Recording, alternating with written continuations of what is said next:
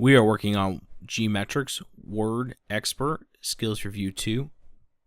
Task 1 wants us to go ahead and hide the grammar and spelling errors in this document. That's an option question. We're going to want to go to the File tab here at the top. We want to go to the Options. Here we want to go to Proofing. And we want to scroll down. And what we want to do is check hide spelling errors in this document only, and we want to go ahead and hide grammar errors in this document only. We'll go ahead and click OK. Task 2 wants us to restrict the document so only comments are allowed. Let's go to the Review tab here at the top. In the Protect group, we'll click Restrict Editing. And what we want is number 2, the checkbox here, and we'll change it from No Changes to Comments. And we'll scroll down here to start enforcing, and we'll type the password below.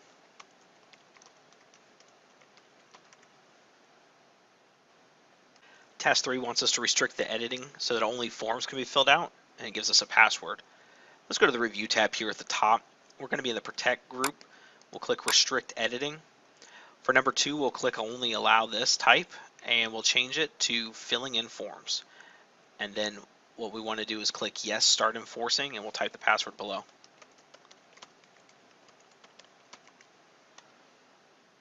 Task 4 wants us to attach a template. So let's go to the Developer tab here at the top, and in the Templates group, we're going to go ahead and click Document Template. And what we want to do is click Attach and find the Template 1, which will be found in your GMetrix Templates folder.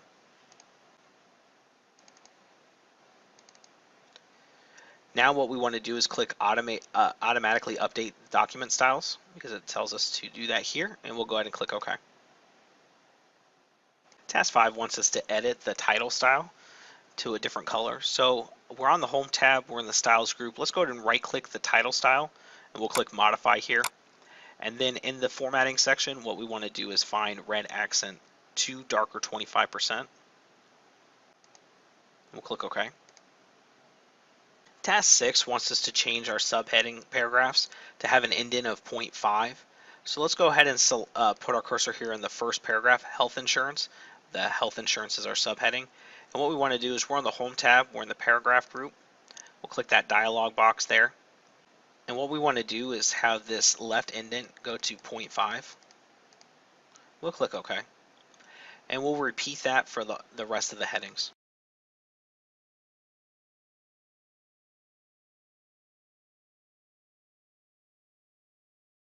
Task 7 wants us to modify the Heading 1 style. So we're on the Home tab, we're in the Styles group. Let's go ahead and right-click Heading 1 here, and then we'll left-click Modify. And the first thing it wants us to do is to edit the line spacing. So you can do some of that from here, but let's go ahead and click the Format here to go to the paragraph. And this is going to make this much easier. The first thing we want to do is line spacing. We're going to change that from multiple to double. And then we have our before and after spacing. Let's go ahead and click the down arrow here until it says auto for both before and after. Once we've done that, we can click OK and click OK. Task 8 wants us to add a drop cap to the beginning of this document. So to do that, what we want to do is go to the Insert tab here at the top. And in the text group, we have the drop cap drop down. And what we want to do is click the drop cap options because it gives us so that it is 0.1 from the text. And so we'll go ahead and select dropped, and then distance, we'll click the up arrow to make it 0.1, and we'll click OK. Task 9 wants to select the text dress code all the way to time off in policy. Be sure to only select this text, because if you select too much, like the paragraph below or above, it's going to mess up your table when you convert text to table. With that list selected, we'll go to the Insert tab over here, and we'll click the Tables drop down and select Convert Text to Table. And all of this should auto-populate correctly, 1 and 4 for the columns and rows. It doesn't tell us to make any changes, so we'll go ahead and click OK. Task 10 wants us to scroll down to the bottom of this document and select name and date, all that. And what we want to do is go to the Insert tab here at the top, because it asks us to go ahead and save that section of the document as a quick part. So we're on the Insert tab in the text group. We'll go ahead and click the Quick Parts drop down, and we're going to save selection to Quick Parts Gallery. Now it tells us that we want to name it Please Sign, and then we want to set the options to insert content on its own paragraph here, and then we'll click OK. Task 11 wants us to insert bookmarks for the headings here: women, men, all, casual Friday, and disciplinary action. So let's go ahead and begin by putting our cursor right here in front of woman. And we're going to go to the Insert tab here at the top, and we're going to go to the links group and select bookmark. And we'll go ahead and type in women. We'll click add. And that set our first bookmark. We're going to do the rest of it, the rest of the list here.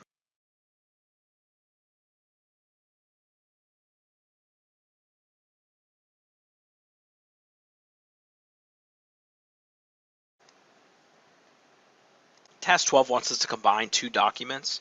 So let's go to the Review tab here at the top, and in the Compare group, we'll click Compare, drop down to select Compare. It tells us that our original document's the Word 10 Expert 4. So let's go ahead and find that in our GMetrix Templates folder. And our revised document will be the other file, which is the Word 10 Expert 5.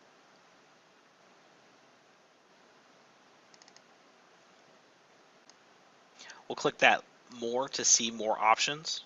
And everything here looks good. So, because we're going to show a new document, and we'll click OK.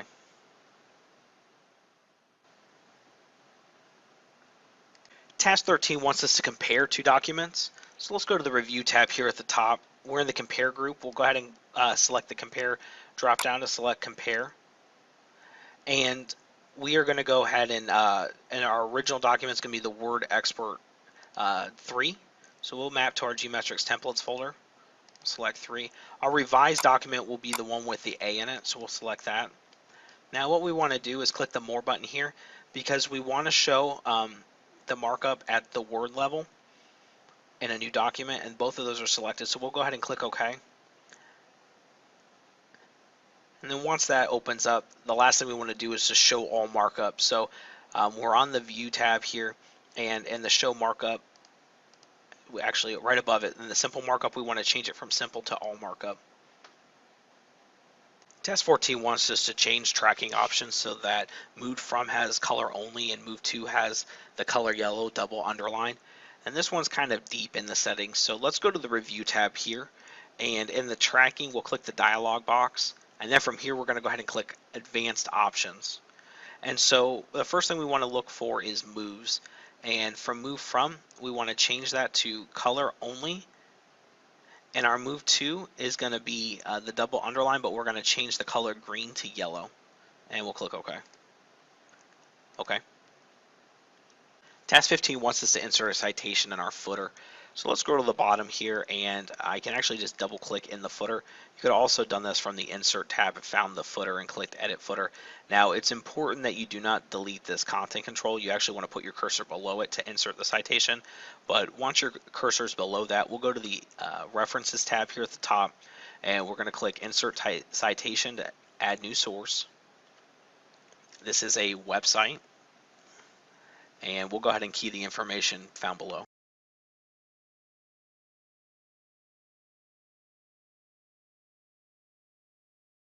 We'll go ahead and click OK. And we'll close out of our footer. Task 16 asks us to edit a citation found in this document. So let's go to the References tab here at the top. We're in the Citations and Bibliography group. We want to select Manage Sources. We want to make sure that we have the dress code one selected. And what we want to do is click Edit. And the type of source, we want to change it to Interview. And then what it wants us to do is to go ahead and put the interviewee as the CEO and our interviewer as Carol Smith. We'll select OK. If it asks you to do this, you want to click Yes. Click Close. Task 17 wants us to add a table of authorities to the document, and it wants us to actually add a quote into that. So the quote can be found under Values and Ethics. We'll go ahead and select the quote as well as the person who said it. And then what we want to do is go to the References tab here at the top, and we want to click Mark Citation. And we want to change the category to Other Authorities. We'll go ahead and click Mark. We'll close out of that. And now what it wants us to do is to add the the table of authorities and to the bottom of the document. So what I just did was double click below the last line. And then from the references tab, we want to go to the insert table of authorities. And our formats, we want to select distinctive and we'll click OK. Task 18 wants us to mark our subheadings as a citation for the table of authorities, and we'll use the category other authorities. So what we want to do is just go ahead and select our subheadings here, and we want to go to the references tab here at the top, and we're going to click under the table of authorities group, mark citation. We'll change category to other authorities, and then we'll click mark. We can close out of that. And what we'll do is we'll do that for the rest of them.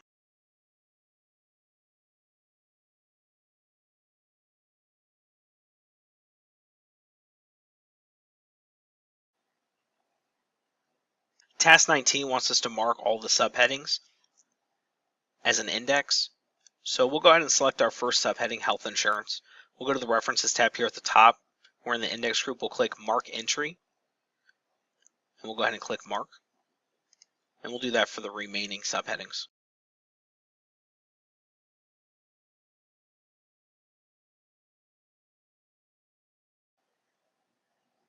Task 20 wants us to create a new recipient list for mailing. So let's go to the mailings tab here at the top and the start mail merge. We're going to go ahead and click the select recipients, and we're actually going to type this list. Now I'm going to begin typing the information here. I'm just going to be hitting tab to go through the different columns.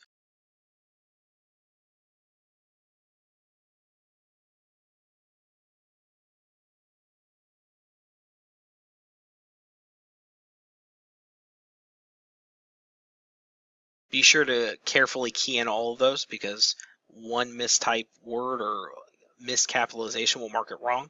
When we're done, we'll click OK. And then what we're going to do is save this to our GMetrix templates folder. So we'll head over to that folder and we'll name this marketing mailing. Click save. Task 21 wants us to create a mail merge using an existing list, and then we're going to add some features into this document. So let's go to the mailings tab here at the top. In the start mail merge, we're going to go ahead and click select recipients and use an existing list. From here, we're going to need to map to our GMetrix templates folder. And we'll go ahead and select the access file here. Now, what it wants us to do first is to add an address block, and it's not real clear as to where. Let's go ahead and put it in the first line here. So we're on the mailings tab still, write and insert fields, we'll click address block, and we'll just use the default settings because it doesn't tell us what we need. And notice it went ahead and placed it on the first line. We'll go ahead and hit enter just to drop the rest of the document down one line. And then it wants us to replace this Dear James with the greetings line, and we'll use the default format for that as well. So you want to select this whole line so that we can delete it using the delete key or backspace key. And then what we want to do is in the write and insert fields, select greeting line here, and we'll click OK because that's the default. And then we're going to finish it off by, we're still in the mailings tab, finish group, finish and merge, edit individual documents. We'll go ahead and select all. We'll click OK. And notice it went ahead and populated all of that information for us. Task 22 wants us to create a document for this file. So we're going to go to the mailings tab here at the top. We'll go ahead and in the create group select envelopes. And then what we want to do is type in the mailing address as well as the return address below.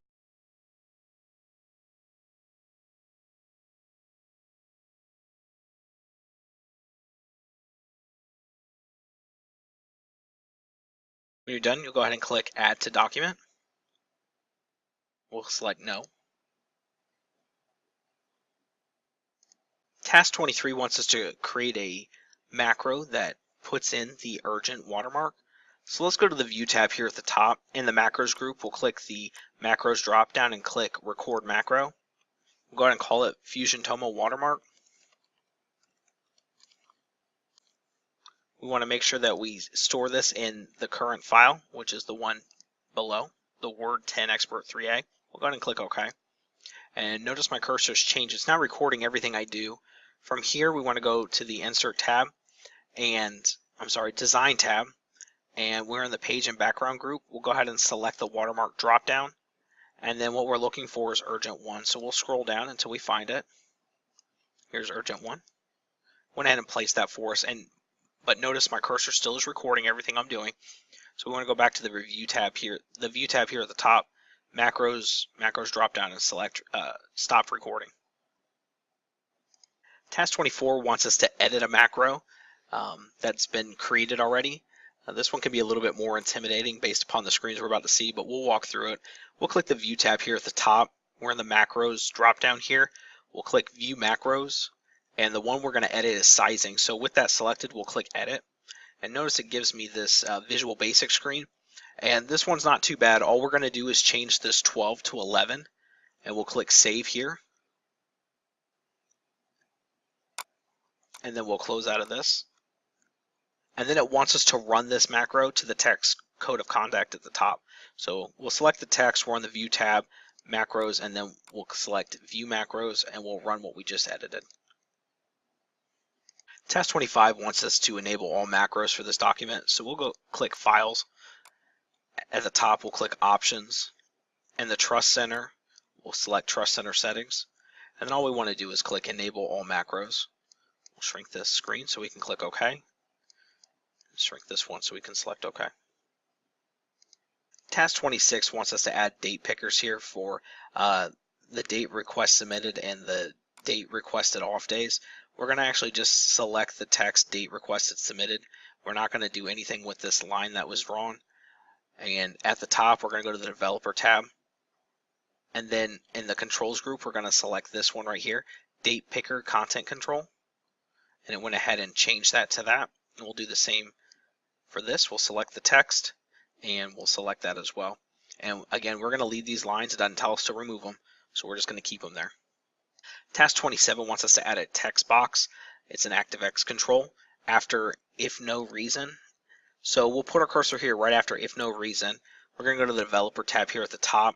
We're in the Controls group, and we'll select this drop down here so that we can, under the ActiveX controls, select the text box. We'll click off of it. Task 28 wants us to go down to the Approve section here, and it wants us to select this content selector. And what it wants us to do is remove the Maybe option. So with that selected, we'll go ahead and go to the Developer tab. We'll click Properties so we can edit this content control. And what we want to do is select the Maybe option to click Remove. And then before we click OK, we want to go ahead and click Contents Cannot Be Edited, and then we'll click OK. Task 29 wants us to edit a content control, so we'll go ahead and scroll to the Reason section, and we'll select this content control. And what we want to do is at the top, select Developer. In the Controls group, we'll select Properties, because we're going to add the option Personal Day. And so down here, we'll click Add, and we'll go ahead and type in Personal Day. We'll click OK, and we'll select OK.